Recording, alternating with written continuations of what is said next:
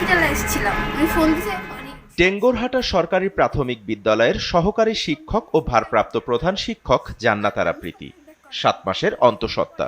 ওয়ালটন আবারও মিলিনিয়ার অফারে ওয়ালটন ফ্রিজ কিনে আপনিও হয়ে যেতে পারেন মিলিয়নিয়ার। সম্প্রতি অসুস্থ হয়ে পড়লে হাসপাতালে ভর্তি হন। অভিযোগ, বিষয়টি শিক্ষা অফিসে জানানো সত্ত্বেও সরকারি শিক্ষা কর্মকর্তা মোহাম্মদ আমিনুর রহমান তাকে অফিসে হাজির হন নির্দেশ দেন। হাসপাতালে চিকিৎসাধীন অবস্থায়ও তার উপর চলে ফোনে মানসিক চাপ। এখন উনি আমাকে ফোর্সফুলি বলতেছে দায়িত্ব ছেড়ে দিতে। আমি ওনাকে জাস্ট বলছি, স্যার আপনি টাকাগুলো খরচ করছি, আমার এই টাকাগুলো দিয়ে দেন, আমি দায়িত্ব সম্পূর্ণ ছেড়ে দিতেছি।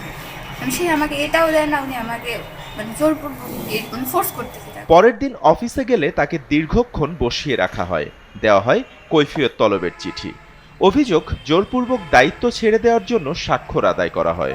এক্ষুনি দায়িত্ব ছাড়তে হবে এই মুহূর্তে। আমি তো জানি না স্যার, ওরা আমাকে বললো আমাকে তো উপজেলায় যেতে বলছে, আমি তো যাই। এখন ওকে নাকি খুব মেন্টাল টর্চারি করতেছে, মেন্টাল টর্চারি করতেছে। মেন কথা হলো মানুষের হাতে দিলে পরে সয়, মেন্টাল টর্চারি সয় না।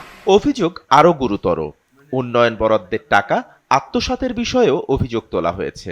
তবে এখনো পর্যন্ত লিখিত অভিযোগ না পাওয়ায় কোনো পদক্ষেপ নেওয়া হয়নি বলে জানাচ্ছেন ভারপ্রাপ্ত উপজেলা শিক্ষা কর্মকর্তা।